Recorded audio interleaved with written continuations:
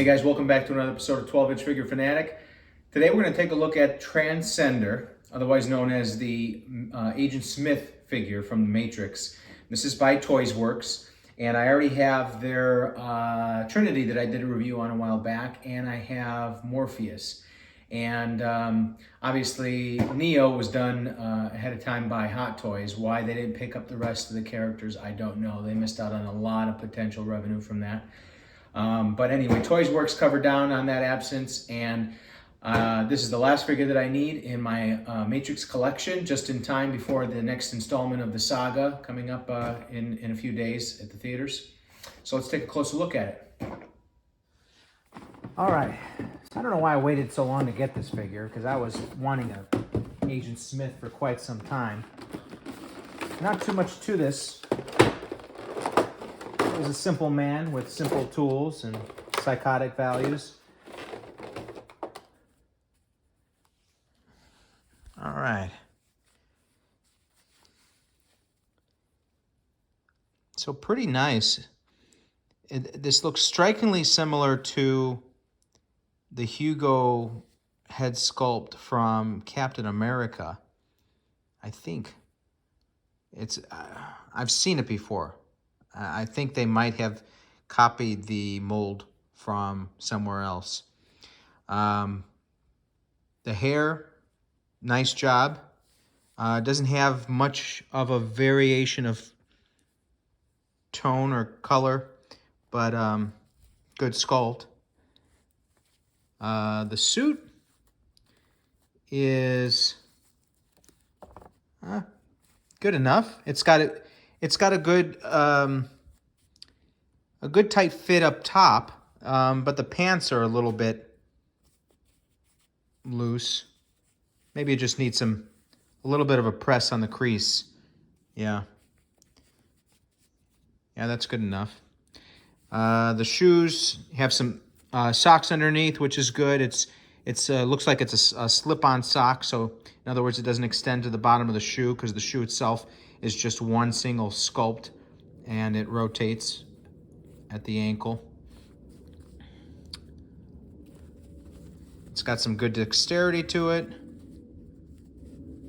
I don't know, for some reason the collar seems like it's too pronounced, but I'd have to do some reference photo research to find out if it was that big, because it should narrow it a little bit more as it heads towards the back, but it's still pretty thick there.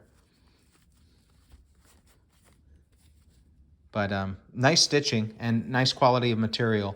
Good attention to detail on the pockets, as you can see. No belt underneath, but he never had his blazer open anyway, so no need. Let's see what else we got here.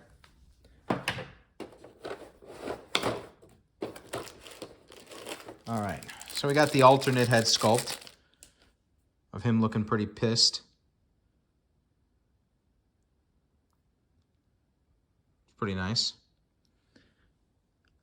The teeth might be able to use a little bit of a touch-up. Now, if you notice in the first Matrix, there was a yellowish tint to his teeth. Some might say because he's British. No hard feelings. But there was also kind of a greenish tint to the entire film itself, so that didn't help it either. And you got his handgun and removable magazine with the bullets in there. Slide goes back. It's not weathered at all, but it wasn't in the film either. Everything looks fresh in the film because they're digital. Talk about easy to lose. Here's his earpiece. So I imagine that just fits snugly in his ear.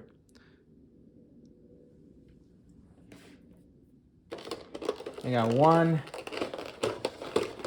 2, 3, 4.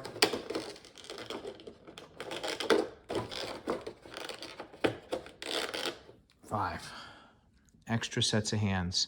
I like how they included this one. So this is the one, if you wanted to do a nice pose with the angry face of him at the end. Was it at the... No, I think it was the second film. I don't know. It's been a while since I've seen them, but where Agent Smith is poking his hand through Neo and transitions him into another Agent Smith duplicate. So you got that right there. Nice touch there.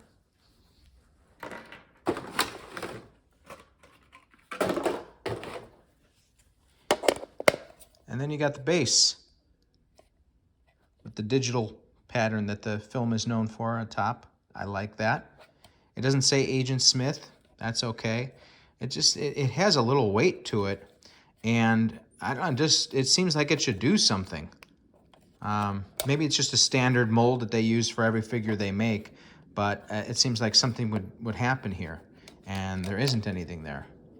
So unless, I don't know, they're hoping that people, once they buy it aftermarket, they would get some plate there that says Agent Smith or craft it themselves. Or maybe they were hoping for licensing arrangements and couldn't get it at the last minute. But yeah, that looks a little weird.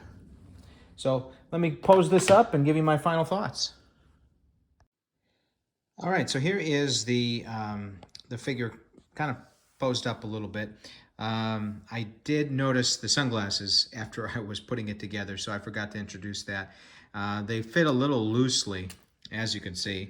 Also, it seems like, I'll put it down here so it's easier to see, the mold, either it was the mold or just this particular set didn't come out well. But as you can see, it's a little warped, and it doesn't bend at all, so I'm just kind of stuck with it. But overall, I mean, it's a great figure. There's not much to this one, but it has all the right things in the right places. The earpiece was easy to get in there. They put a nice little divot in there so it fits nice and snug. The wire is kind of metallic, so it has a little bend to it and it stays put. The clip, they could have made that out of plastic and painted it, but they went metal with that, so that's nice. Collar looks a little funny, like I said. But overall, I'm going to give this figure a 8.9. I think they did a pretty good job with it. All right, thanks for tuning in, guys. Remember to subscribe. Later.